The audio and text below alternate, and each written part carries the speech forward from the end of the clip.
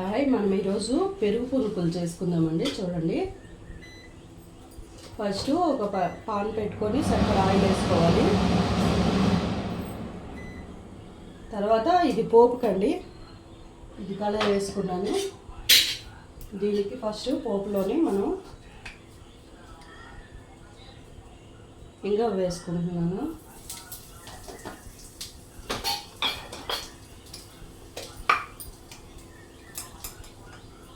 చూడండి, పసుపు,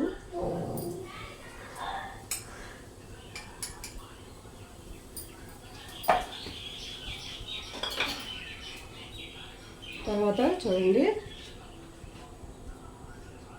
ఆవాలు, జీలకర్ర, దంచుకున్న అల్లము, పచ్చిమిర్చి క్రాస్ కట్ చేసుకున్నాను, కరివేపాకు వేసుకున్నాం.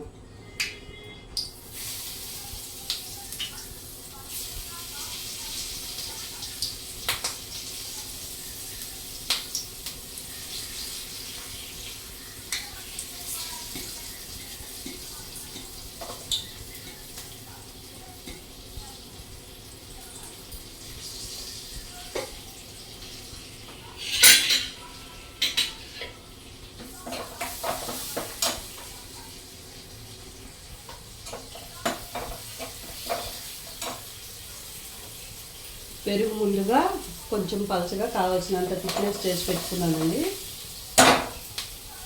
చూడండి, ఇలాగా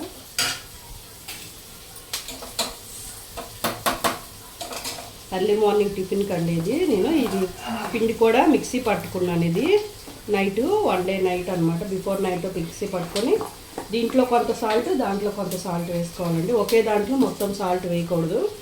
చూడండి, నేను పెరుగు పునుకులు చేసుకుంటున్నాను ఈరోజు.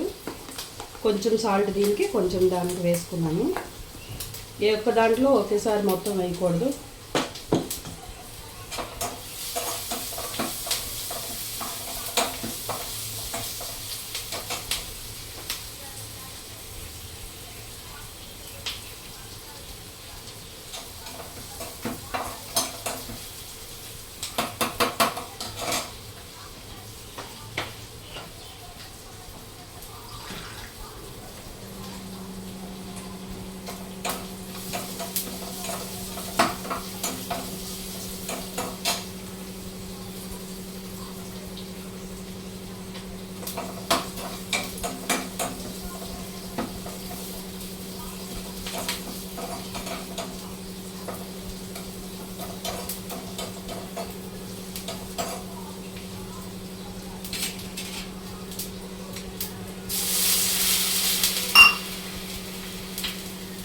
పోపు బాగా వేగింది.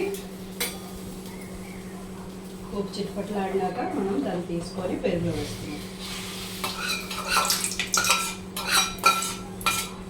అయిపోయిందండి. ఇప్పుడు ఆల్రెడీ అందులో సాల్ట్ కలుపుకున్నాం కొద్దిగా. సో దీన్ని మనం ముందు నీట్గా పరుచుకోవాలి.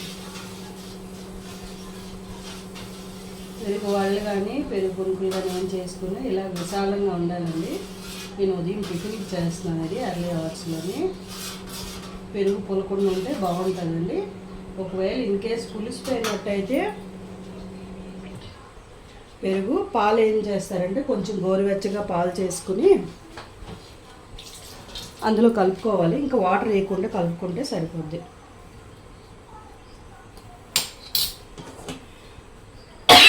చూడండి,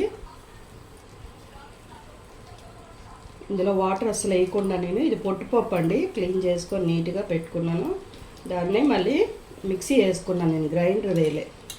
బాగుంది చూసారా. అయితే మిక్సీ వేసుకున్నాము కాబట్టి వన్ డే నైట్ వేసుకొని ఫ్రిడ్జ్లో పెట్టుకుంటే బాగా వస్తాయి పునుకులు. లేదు అంటే గట్టిగా వచ్చేస్తాయి.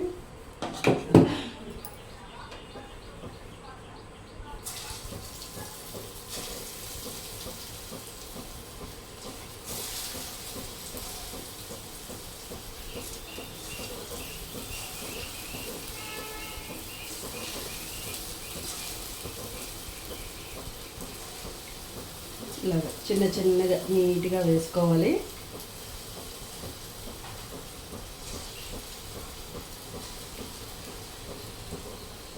ఫ్లేమ్ అంతా మధ్యలోనే ఉంటుంది కాబట్టి మనం ముందు మధ్యలో వేయకుండా చూసుకుంటే సరిపోతుంది.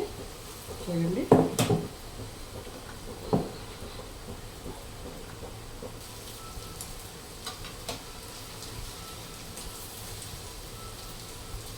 కొంచెం